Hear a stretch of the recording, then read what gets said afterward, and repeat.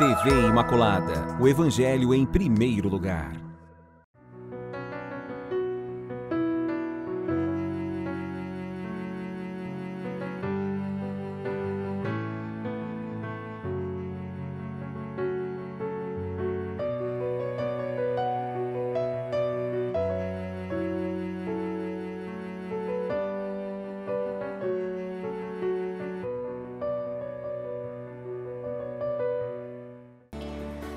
Olá, com muita alegria no coração, quero mais uma vez saudar todos vocês, você que está aí assistindo a TV Imaculada, essa TV que na sua programação informa, evangeliza, essa TV que traz esperança. E a gente vivendo esses tempos, esses nossos tempos, nós precisamos muito de esperança para continuar nossa caminhada. Muito obrigado pela sua participação, pela sua presença aqui no programa Respostas. Eu estou na apresentação, Padre Adriano, e quero junto com você realizar esse momento de encontro, de partilha, podemos assim dizer. Sabemos que é um programa interativo com 3 blocos. No primeiro bloco nós vamos refletir sobre um tema olhado, um tema visto a partir da doutrina da Igreja, do pensamento da Igreja de confissão católica sobre temas atuais. A gente vai olhar um pouco isso a partir de documentos que são considerados documentos oficiais. Quando eu falo de documento oficial, eu estou dizendo que é um documento que exprime a visão da Igreja como tal. Por isso que eu disse que é um documento oficial. E depois disso, nós vamos para os 2 últimos blocos, onde a gente trabalha sobre as questões que vocês nos trazem, as perguntas. Então, quero saudar mais uma vez e com muito carinho, sejam muito bem-vindos, muito bem-vindo, muito bem-vinda nesse programa Resposta. E nós vamos começar já o nosso trabalho de hoje com a reflexão sobre um tema que estamos dando continuidade ao tema que já foi introduzido, já tem um tempinho. É o capítulo que fala sobre o desenvolvimento econômico. E vocês sabem que em cada programa, às vezes, quando o número do documento ele é um pouco extenso, a gente divide ele em 2 partes. É o que vai acontecer com esse próximo tema. Nós vamos refletir agora sobre a primeira parte. E daí, qual que é o tema específico de hoje? O que nós vamos olhar? O olhar da Igreja sobre a questão das desigualdades econômico-sociais. Como é que a Igreja vê isso? Exatamente, esse é o tema. A remoção das desigualdades econômico-sociais, a parte 1.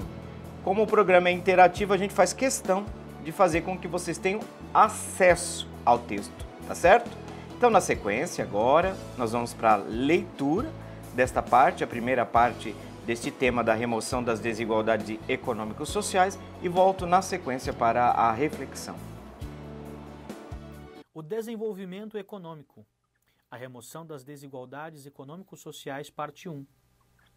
Para satisfazer as exigências da justiça e da equidade, é necessário esforçar-se energeticamente para que, respeitando os direitos das pessoas e a índole própria de cada povo, se eliminem o mais depressa possível as grandes e, por vezes, crescentes desigualdades econômicas atualmente existentes, acompanhadas da discriminação individual e social.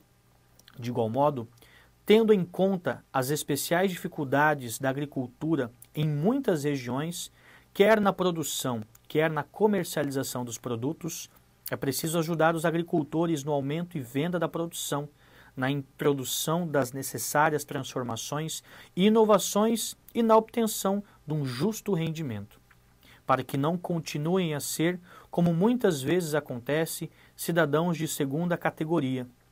Quanto aos agricultores, sobretudo jovens, dediquem-se ao empenho a desenvolver a própria competência profissional, sem a qual é impossível o progresso da agricultura. Gaudium et Spes.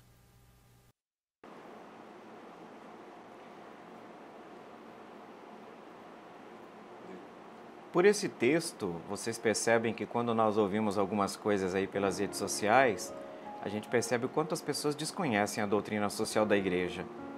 Porque quando é o Papa Francisco que diz algo que está escrito aqui, a gente fala, nossa, que coisa nova. É nova coisa nenhuma. O Papa está reafirmando aquilo que é posição da doutrina social da igreja. É que a maioria do povo não quer saber de doutrina social. Eu já falei aqui no programa, vou repetir. O pessoal só quer saber da moral sexual. Não adianta, ninguém tira da cabeça dos tarados. Não adianta, a cabeça está ali, é no sexo, é o sexo, é o sexo, né? Doutrina social da igreja, uma ilustre desconhecida. Por isso que tem os asnos por aí que estão chamando o Papa de comunista. Tem que ser muito asno para perceber. Primeiro porque demonstra a total ignorância em relação ao que é o comunismo. Porque se conhecesse o comunismo, não diria que o Papa é comunista. Segundo, desconhecimento total da dinâmica do caminho da própria igreja. Deve viver na bolha, ou na bolha progressista ou tradicionalista, eu não sei, porque hoje em dia está na moda o cara entrar numa bolha e não consegue ver nada além disso, a viseira do cavalo, sabe? Então, desculpem, às vezes me expressar dessa forma, talvez eu falte com a caridade, e aí o padre vai ter que se confessar, né? Não pode faltar com a caridade. Mas é isso, tem dois tipos de desconhecimento das pessoas. Uma que não sabe o que é o comunismo. Segundo, quando olha, esquece completamente, não conhece a doutrina social da igreja. E por que eu estou falando isso? Vocês percebem por que a igreja é contra a desigualdade econômica? Porque tem virtudes ligadas à nossa fé, à expressão da nossa fé. Veja como começa o número 66 desse documento da Gaudium et Spes. Para satisfazer as exigências da justiça e da equidade. O que é a justiça? O que é a equidade? São dois princípios norteadores da doutrina social da igreja. Equidade. Me parece que é muito próximo de igualdade, mas toma cuidado, que equidade é parecido com igualdade, mas tem outros elementos aqui presentes. Veja, é uma exigência da vida social a justiça e a equidade. A desigualdade econômico-social atenta contra isso. É uma ofensa a Deus. Não é vontade de Deus. Muito pelo contrário, porque eu sei que na maioria da cabeça de nós chega muito mais forte a tal da teologia da retribuição. E a gente não consegue olhar para além desse horizonte. Mas vejam, existe uma exigência para o cristão, que é a exigência da justiça e da equidade. Quando eu falo de justiça, aqui eu trago Bento XVI. Bento XVI diz o seguinte, que a justiça é dar ao outro aquilo que é seu direito. E o amor é dar ao outro aquilo que é meu. Entenderam a diferença? A justiça é dar ao outro aquilo que lhe é de direito. Não estou fazendo nenhum favor, não. Então, para satisfazer as exigências da justiça e da equidade, é necessário, gente, olha o termo, esforçar-se energicamente. Por que os pregadores de certas linhas de espiritualidade nunca entram no tema da doutrina social da igreja? Por isso que boa parte dos católicos, quando chega o tema da campanha da fraternidade, ficam achando que nós estamos trazendo o quê? Temas alheios à fé. Mas quando interessa, esses grupos são interessantes, porque é uma pura hipocrisia. Porque quando interessa os temas sociais, aí a gente vai para eles, aí a gente entra. Então, nós precisamos urgentemente, a maioria dos pregadores de renovação carismática, esses pregadores que vocês gostam aí das TVs, não parecem desconhecer completamente a doutrina social da igreja. Não se vê falar, meu pai. Não se vê esse povo falar. É o encarceramento da subjetividade nos problemas emocionais. Parece que é problema de classe média, né? Só é problema de classe média. Não tem o que fazer, tem que ficar inventando problemas na cabeça, né? E problemas reais, onde que estão aparecendo? Problemas reais, problemas socioeconômicos, por que não aparece na pregação desses pregadores? Pelo amor de Deus. Ah, mas isso não tem nada a ver com espiritualidade. Como não tem a ver? Você não fica vermelho de fazer uma afirmação dessa? Como não tem nada a ver? Então, meus amados, olha, temos que nos esforçar energicamente, é o texto que está dizendo, não sou eu. Esforçar-nos energicamente para que, olha só, não é qualquer preço não, respeitando os direitos das pessoas e a índole de cada povo, se eliminem, olha só o termo, gente, Não, olha só. Se eliminem o mais depressa possível as grandes e por vezes crescentes desigualdades econômicas. Mais depressa possível. Se eliminem. De fato, o tema da reflexão de hoje é o título desse número 66 da Gaudium et Spes, é a remoção das desigualdades econômicas e sociais. Isso é um pecado, gente. Isso é um pecado grave. E vejam, olha só o que mostra. Que estas desigualdades atualmente existentes, significa que a igreja já de 63 a 65 já sabia disso, que elas já existiam. Estas desigualdades econômicas quase sempre têm duas irmãs. A discriminação individual e social.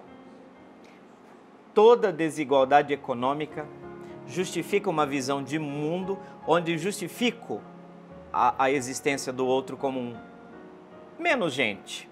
Ah, por quê? Ele não mora num bairro nobre, ele não tem o carro do ano, ele não tem conta no banco, olha o jeito que se veste. Essa visão elitista é o espírito do mundo, porque o espírito do mundo o pessoal só lembra de sexo, né?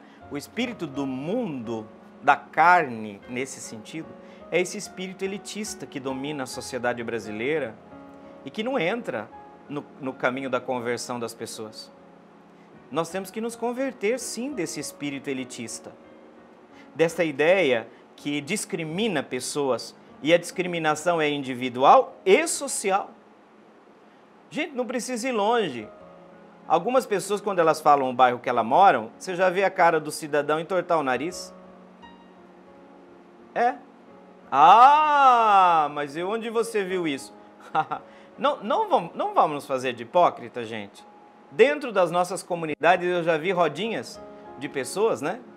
De cristãos, fazendo comentários altamente discriminatórios. Por que eu estou falando disso? Eu estou falando mal porque eu quero lavar roupa suja. Porque o espírito do mundo, eu não acho estranho que as pessoas pensem assim. Mas um cristão, gente, pelo amor do Santo Cristo, olha só, as desigualdades sociais vêm acompanhadas da discriminação individual e social.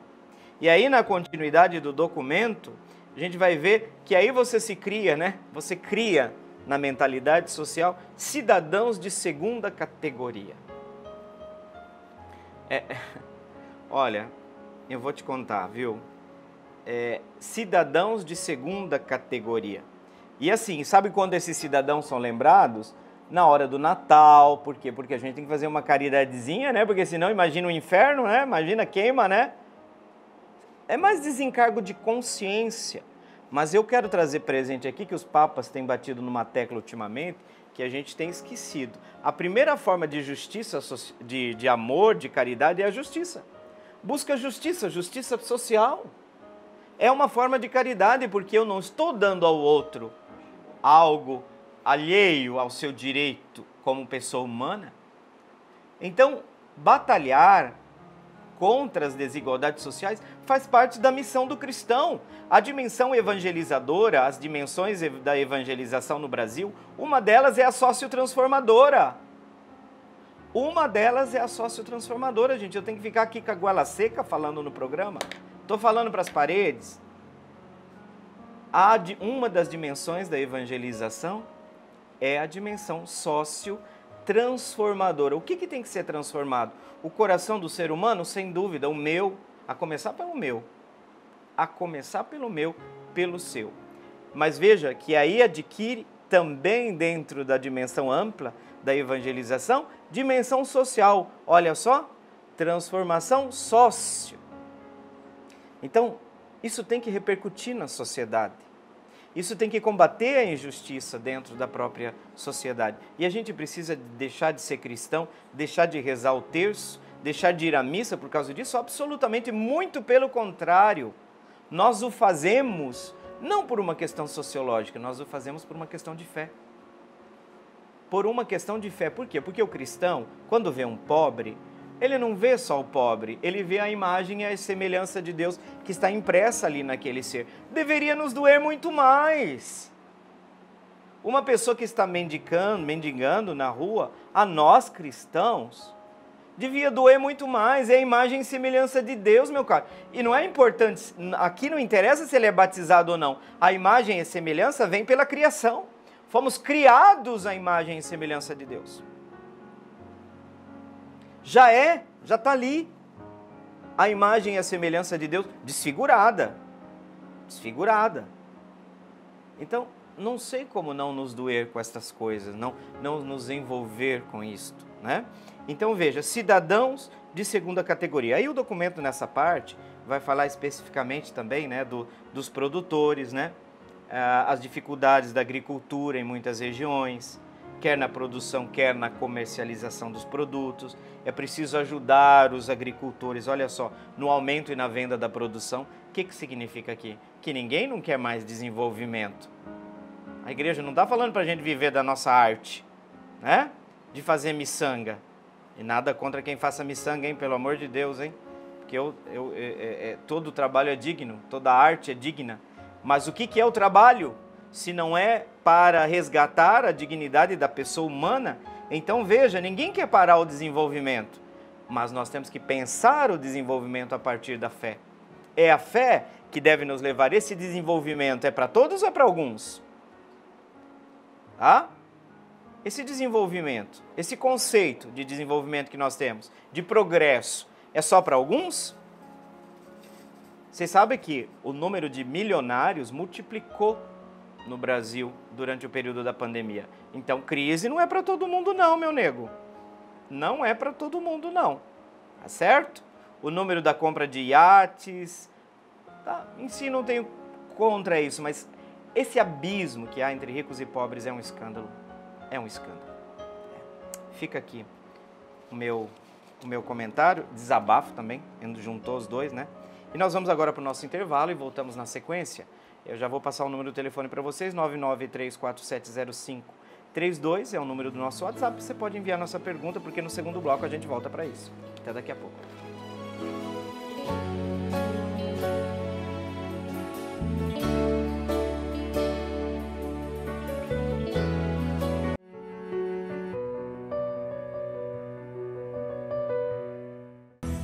Promessa feita, promessa cumprida, já estamos de volta, programa Respostas, segundo bloco, uma saudação muito especial a você que está começando a assistir agora, seja muito bem-vindo, bem-vinda. Se você já assistiu o primeiro bloco, participou do primeiro bloco, nós estamos agora, nesse momento a gente começa a responder as perguntas que vocês nos enviam. O número do telefone à disposição da comunidade, 99347-0532, pode nos enviar seu comentário, sua observação. Também pode ser uma observação sobre a reflexão que foi feita, tá certo? No primeiro bloco. Alguma coisa que vocês querem perguntar que não ficou muito claro, algum acréscimo, tá certo? A gente busca aqui no programa Respostas esta interatividade. Somos muito favoráveis a isso. Então, participem conosco. E nós vamos agora então para o trabalho. Bora trabalhar? Bora! Pedro Henrique. É o Pedro Henrique, lá do Jardim Canguru, que eu não sei onde fica o Jardim Canguru. Os GPS vivos aqui, agora o GPS Felipe, já avisou que é a região sul da cidade. Então eu gostaria de mandar um abraço forte para o pessoal lá do bairro Jardim Canguru, tá certo? Olha só a pergunta do Pedro Henrique, pergunta boa, obrigado Pedro Henrique. Como a doutrina social da igreja, meu Deus, tem alguém? Ai, que alegria! Tem alguém que está estudando a doutrina, está conhecendo a doutrina social da igreja? Ai, que felicidade, meu Pai do céu! O mundo ainda tem salvação, né? Vamos lá. Como a doutrina social da igreja avalia o atual sistema político e econômico? Gente, assim pensado, visto a pergunta, ela pode parecer um pouco... Aliás, ela necessita de alguns preâmbulos, algumas considerações. A doutrina social da igreja tem uma visão de mundo. E essa visão de mundo é pautada pelos valores oriundos do Evangelho, oriundos da revelação. Por isso que se chama doutrina. É doutrina da igreja aplicada ao campo social. Por quê? Porque a fé ilumina todos os temas da nossa existência. Também os temas da nossa vida em sociedade.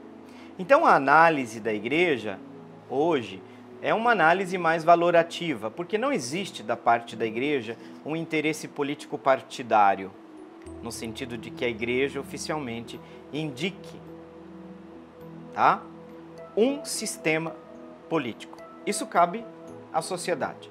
Quando nós falamos da autonomia das realidades temporais, algo que ainda não entrou na cabeça de muita gente, mas tudo bem, essa autonomia não é dada, ela é a autonomia da realidade em si, mas não quer dizer que esta realidade esteja separada do olhar da fé. Por quê? Porque na nossa compreensão de reino de Deus, o reino de Deus está presente dentro da igreja, mas para além do que nós chamamos de confins institucionais, nós temos a ação de Deus no mundo, na sociedade. Deus tem um projeto também para o mundo. Então, quando eu falo quando a gente pergunta qual que é a avaliação da igreja sobre um sistema político, é preciso dizer que não existe da parte da igreja a canonização de nenhum dos sistemas. Inclusive, ela foi muito crítica. Ela tem um posicionamento crítico diante desses sistemas, na medida... E qual que é o critério para avaliação desses? O que contrapõe o Evangelho e o reino de Deus, o que corresponde ao Evangelho e o reino de Deus. Esse é o critério, é o Evangelho. E a doutrina social da igreja se pauta, ela é oriunda da revelação de Deus. Como tal, a gente percebe que essas repercussões sociais, elas são a aplicação do Evangelho no contexto social. Seria praticamente isso, né? O reino que se implanta também no nível social. Mas eu não estou falando aqui de uma avaliação de quem olha, né, com soberba para esta realidade. Por quê? Por que eu estou dizendo isso? Porque é moda nos pregadores de hoje a condenação do mundo. Eu digo que a realidade socioeconômica deixa a desejar em muitos pontos, não existe uma identificação absoluta com o Evangelho. Se nós falamos do atual sistema que vivemos, o atual sistema vigente e globalizado, nas suas diversas nuances, mas nós vamos pegar aqui como o Pedro Henrique não especificou, então nós vamos pensar, a grosso modo, o sistema ocidental, o sistema capitalista liberal econômico, né?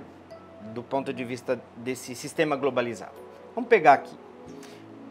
Essa posição crítica não significa, por um lado, demonizar tudo. Não. Mas também não canonizar tudo. Tá certo? Tudo aquilo que vai ferir a dignidade humana, vocês podem saber que a igreja está contra. Tudo aquilo que vai ferir a dignidade da pessoa humana, desde a sua fecundação, o seu início, até o seu ocaso, né, natural, nós estamos falando aqui de algo que a igreja vai gritar, sem dúvida alguma.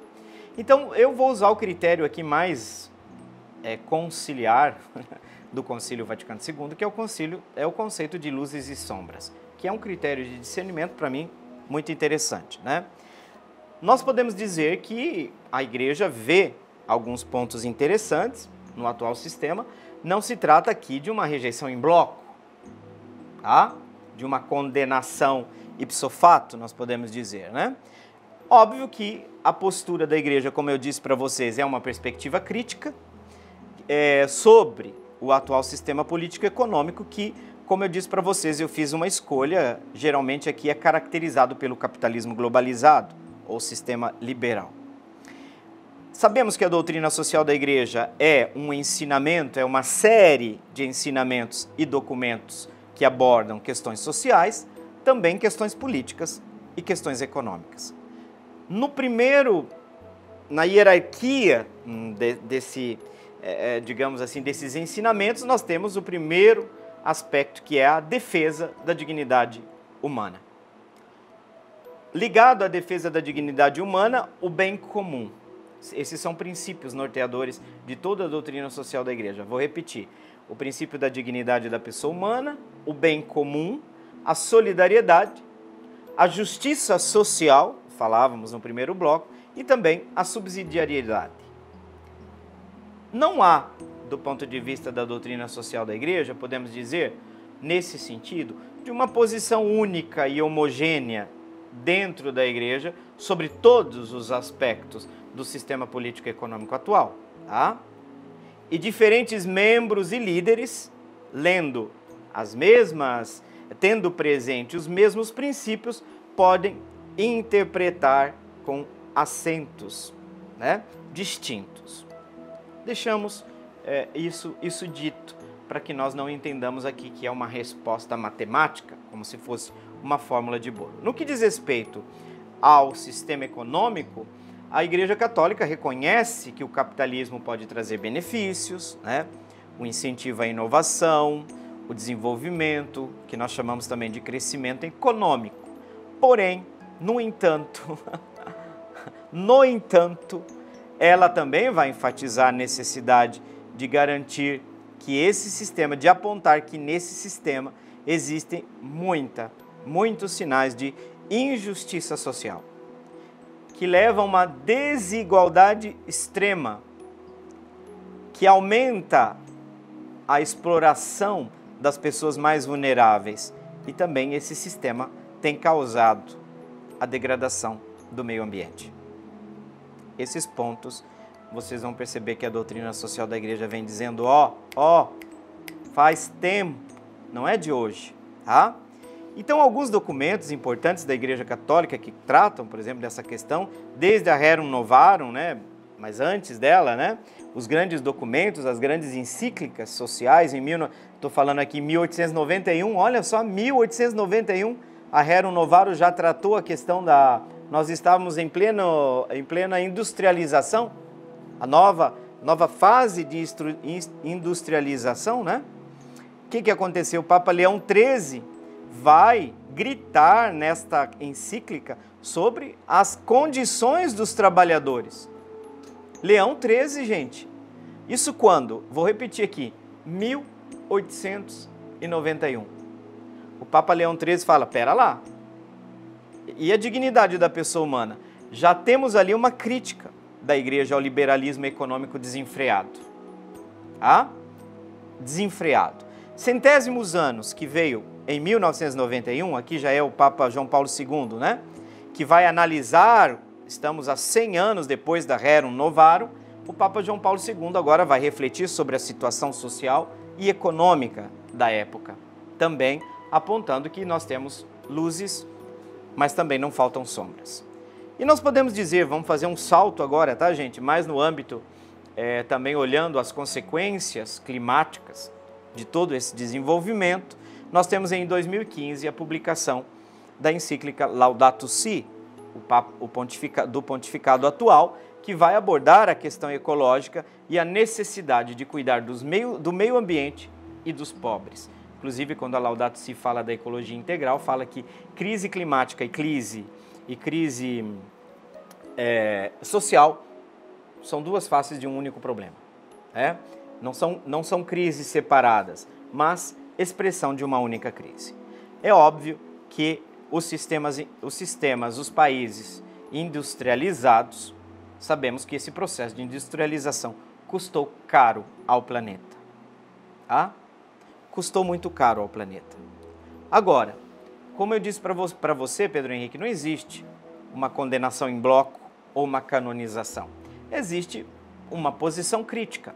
E por posição crítica, não pensem aqui crítica só em sentido negativo, Pedro Henrique. É posição de discernimento. A igreja olha assim, isso é compatível com o evangelho? Com a fé? Não. Porque nós temos que unir, né, na doutrina social, né, como cremos, como fazemos. A ortopraxis, né? Ortodoxia, estamos falando da reta, da doutrina em si, a verdade que corresponde ao dado revelado, né? A fidelidade à fonte. Mas quando nós falamos de ortopraxia, nós estamos falando de uma fé que corresponda, desculpa, Pedro, de uma prática social que corresponda àquilo que nós cremos. Se você diz, como diz Tiago, né? A fé sem obras é morta. Então, essa obra, esse é o critério de discernimento. O que a igreja faz? A igreja faz apelo aos governantes, apelo às nações. Muitas vezes os próprios pontífices vão na ONU, nas Nações Unidas, para levar o grito dessa humanidade. Na maioria das vezes, nos últimos tempos, nós somos testemunhas disso. A igreja tem sido porta-voz dos mais vulneráveis nesse esquema social, que são aqueles que mais sofrem. São aqueles que mais sofrem. Vocês sabem que hoje já existe a questão que quem vai pagar o preço mais caro pelas mudanças climáticas? Adivinhem! Ah, você está precisando de bola de cristal? Não, você não precisa de bola de cristal. Basta ligar a televisão e quando você vê que famílias inteiras estão sendo soterradas porque estão amontoadas à beira, e aqui eu não quero, pelo amor de Deus, eu não estou defendendo o lado partidário nunca, não estou dizendo isso, mas um sistema que cria, tá? Um monte de família, já que nós somos preocupados com família, não tem que preocupar com a família do pobre também, né? Não é? Então, e daí? Um monte de famílias que são inteiras soterradas por causa dos alagamentos, porque o pessoal monta, né? Casa uma em cima da outra e a gente sabe as condições. Aqui eu estou falando sobretudo do Rio de Janeiro, mas isso tem a ver com uma questão social? Claro que tem! Claro que tem, gente! Como é? Precisa ser o quê? Um sociólogo?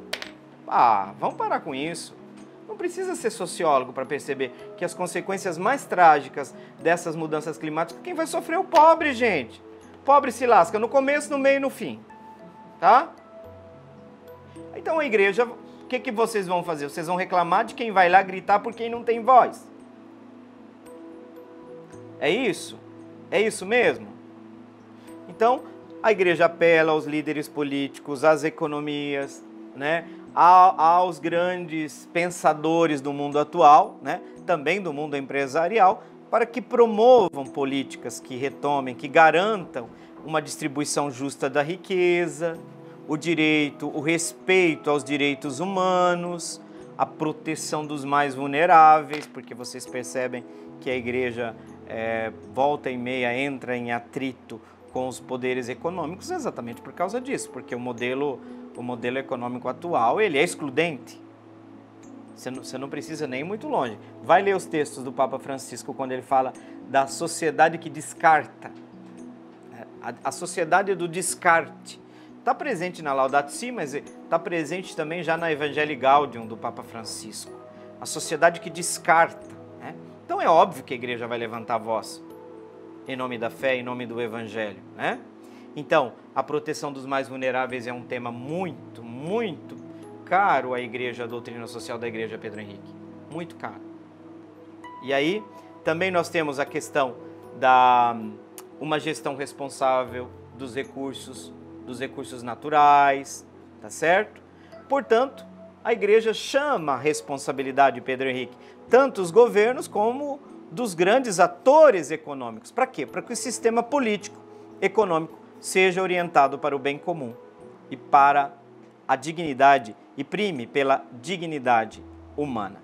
Então, é também importante ressaltar que na sua posição, na sua doutrina social, Pedro Henrique, essas posições elas podem ter evoluído, às vezes é abordada mais num aspecto, né? Depende do corte, mas veja, é sempre relevante verificar as fontes atualizadas das análises e estudar a doutrina social da igreja para obter informações fundamentadas, né, sobre os recentes posicionamentos, que nós vamos chamar assim, posicionamentos oficiais da Igreja Católica em relação ao sistema político e econômico.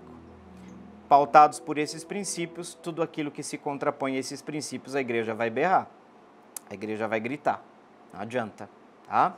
Então, é isso que a gente precisa ver também, a defesa da vida, como você percebe, é ampla nesse aspecto, tá certo? Na visão. Muito bem, chegamos, já me avisaram aqui, chegamos ao final desse segundo bloco, vamos para o intervalo e voltamos na sequência.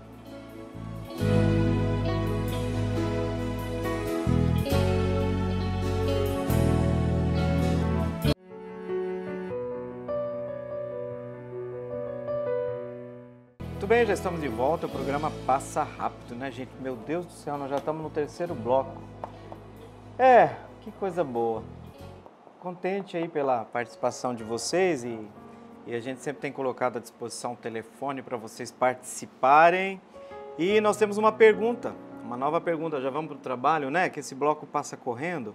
É uma pergunta da Elza, lá da Vila Aimoré, também não sei onde fica. Meu Deus do céu, não sei nada onde tem esse Campo Grande. Vila Aimoré, cadê o GPS? Centenário, Iraci Coelho, naquela região ali. Olha só, ainda bem que nós temos os GPS vivos aqui para socorrer, né? Meu pai do céu. Gente, eu falo que uma das descobertas modernas, eu não sei até que ponto é moderna, mas esses GPS me salvam. Já me colocaram em algumas frias, mas muito bom, né? Eu tenho o GPS interno quebrado, viu, gente? O meu GPS interno é quebrado, tá certo? A pergunta da Elza é Bíblia, sobre o campo da Bíblia. Olha só, vamos conhecer um pouquinho mais de Bíblia, gente. Padre, o que são livros sapienciais? E quais são eles? Olha só que bacana. Que interessante essa pergunta. Livros sapienciais. A gente sabe que a Sagrada Escritura, Bíblia, a palavra Bíblia, é biblioteca, né? Bíblio, livros. Então, é uma infinidade de livros que são catalogados, classificados dentro de determinados gêneros literários. Vamos chamar assim. O que é um gênero literário? É uma forma de escrita que pode ser, por exemplo, histórica, pode ser poética, pode ser... o que pode ser, gente? Sapiencial, que a palavra sapiência, de sabedoria, quer dizer... Ou seja, livros que dentro da Sagrada Escritura são catalogados dentro do parâmetro do gênero literário sapiencial, tá? Então, são uma coleção de escritos encontrados no Antigo Testamento da Bíblia. No Antigo Testamento, ou no Primeiro Testamento, como alguns costumam dizer.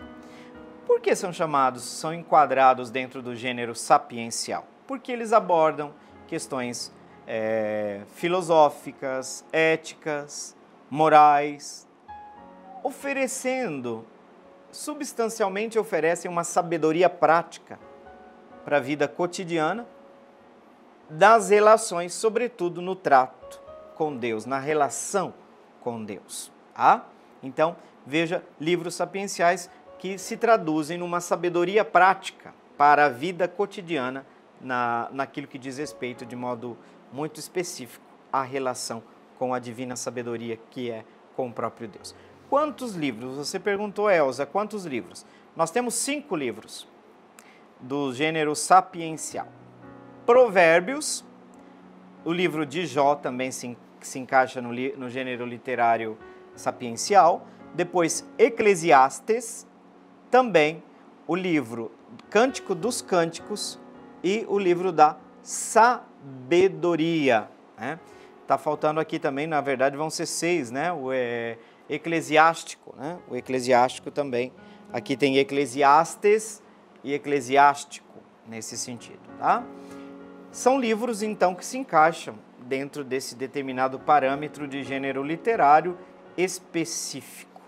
O livro dos Provérbios, Elza, é uma coleção de ditados e ensinamentos práticos que vão oferecer orientações sobre como viver de modo justo, sábio e virtuoso. Isso é interessante, né? É uma coletânea de ensinamentos, de ditados que eram... e eles têm uma fonte muito, aspas, muito popular. Né? São muitos ditados, ditos populares que são condensados dentro desses livros sapienciais. Né? Uma espécie de sabedoria popular nesse sentido, que é a expressão da sabedoria divina como tal. Então, é uma coleção de ditados e ensinamentos práticos que oferecem, então, orientações sobre como viver uma vida justa, uma vida sábia, uma vida virtuosa. Aí os temas, principais temas do livro dos Provérbios: sabedoria, justiça, o tema da amizade também aparece, tem citações muito bonitas no livro dos Provérbios sobre amizade, já que nós celebramos aí recentemente o Dia do Amigo, né? Fala também da riqueza, também um tema que aparece muito no livro dos Provérbios, a questão do trabalho e a conduta moral. Exatamente, aqui essa sabedoria, esse gênero sapiencial é quase que uma bússola do cotidiano para a gente viver segundo os parâmetros, para uma pessoa que quer viver segundo os parâmetros da sua fé. E o livro de Jó? O livro de Jó, talvez entre esses, seja aquele que se destaca. A história de Jó exatamente trata da história de um homem chamado Jó, que enfrenta grandes desafios e sofrimentos na sua vida. Mas o livro de Jó quebra uma mentalidade de então que atribuía o mal ou que atribuía a presença do mal exclusivamente como consequência dos nossos atos maus. Então, a pessoa má, uma vida má. Qual que é o problema que Jó traz? Jó não é uma pessoa má. Jó é um homem justo. E daí? Como é que aparece o sofrimento na vida de Jó? Em torno dessa questão, todo o livro vai se desenvolver. Aí nós precisamos entender que o problema do mal, de certa forma, ele é abordado. E a grande questão, que é uma pedra no sapato nossa, que nós podemos assim dizer, o grande problema, o sofrimento dos inocentes. Quando é o inocente que sofre, como é que a gente explica isso? Como é que a gente entende isso? O livro aborda, então, como eu já disse para vocês, a questão do sofrimento humano, a questão da justiça divina, né? O tema da confiança em Deus. Vocês percebem que o sofrimento de Jó não altera nele sua confiança em Deus, né? Mesmo em meio às adversidades. Aí nós invocamos popularmente, eu preciso ter a paciência de Jó. Jó é evocado como uma pessoa, como um testemunho de paciência, sobretudo no momento das dificuldades. Gente, quando o rio está correndo para baixo, está tudo bom, né? Muito bem, obrigado. Mas quando a porca torce o rabo, quando a situação pesa na nossa vida, aí vem as questões. E vocês sabem que a gente faz isso naturalmente. Quando acontece um problema, a gente já começa a ficar assim, eita, veio 2, veio o terceiro.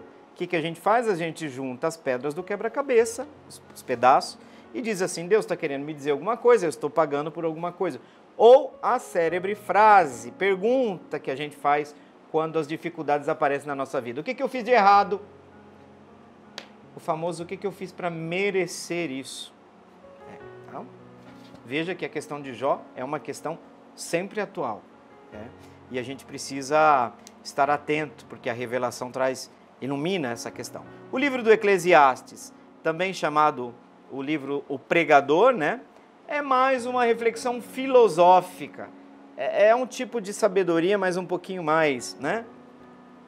Mais filosófica, podemos dizer, sobre a natureza da vida e do mundo. Substancialmente, o livro do Eclesiastes é isso, né? Há uma reflexão filosófica sobre a natureza da vida, né? O sentido da vida e do mundo. Também o autor do Eclesiastes, por exemplo, pondera que sobre a vaidade das coisas terrenas, a importância de buscar a sabedoria, o temor de Deus, tudo é vaidade, nada mais que vaidade, lembra? O famoso texto de Eclesiastes, né? De Eclesiastes, tudo é vaidade. E aí o autor pede que na sabedoria nossa, né? Nossa vivência, nós busquemos ir para além do mundo das vaidades, buscar, sobretudo, a sabedoria e o temor a Deus. Cântico dos Cânticos, nós comentávamos aqui no intervalo, que é um livro que foi praticamente proibido por um tempo, tinha as folhas lacradas, né? Porque é um período histórico, né, gente? Que tinha um certo problema com o Eros, né? E as páginas eram vistas assim meio como eróticas, né? Mas Eros aqui no sentido cristão do Eros, porque há um sentido cristão do Eros. E esse é um sentido são, por isso que quando a gente fala pornografia, é um adoecimento da visão do Eros, né? Mas o Eros é uma coisa, né? Eu fiquei maravilhado quando eu li. É claro que um padre Adriano da Vida não podia nunca dizer isso, né? Mas foi um papa que disse, pelo amor de Deus, Papa Bento XVI, na Deus Caritas Est, falou assim, que o amor divino passa pelo eros. Meu Deus do céu, eu fiquei ali um dia e meio só contemplando essa frase, o amor divino passa pelo eros. Então a gente não precisa pensar que o cristianismo faz uma guerra. Tem cristãos que fazem uma guerra contra o eros, não o cristianismo, tá bom? Tá certo? Aquele povinho, aquele povo que a gente sabe que muitas vezes está ali, né? É só aquilo, né? Parece que ser feliz e ser cristão não dá para ser junto, né? O Papa Francisco falava dos cristãos de Sexta-feira Santa, né? De Quaresma, cara de Quaresma, não tem assim, Mas eu não quero julgar aqui ninguém, pelo amor de Deus, a gente também tem alguns dias que levanta com cara de Quaresma, não é? Mas o cristianismo não é isso. Aí o Cântico dos Cânticos, fiz tudo esse comentário para falar sobre esse livro. Gente, ele é uma sabedoria poética, né? Canta o amor. Quem conhece Cântico dos Cânticos é uma coleção de poemas líricos. São poemas líricos que vão celebra o tema central do livro do Cântico dos Cânticos, celebra o amor entre um noivo e uma noiva, né? Um jovem e uma jovem.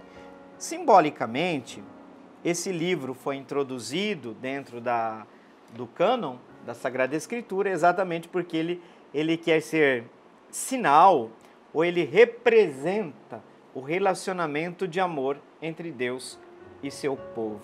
Por isso que o livro do Cântico dos Cânticos, essa poesia lírica, né, esses poemas líricos, eles tratam concretamente da relação do enamoramento, do amor entre um casal de noivos e quer ser sinal daquele amor que une Deus e os homens, tá? E o livro da sabedoria? Vamos para o livro da sabedoria. Sabedoria é um livro que foi escrito na época helenística, já é um livro praticamente ele bastante influenciado também pela cultura helenística. Este livro discute, por exemplo, aqui os voos dos pensamentos, das reflexões são altos, tá? Discute a importância da sabedoria, da justiça. O livro da sabedoria, por exemplo, vai exaltar muito a busca dos valores espirituais, a importância, por exemplo, da confiança em Deus.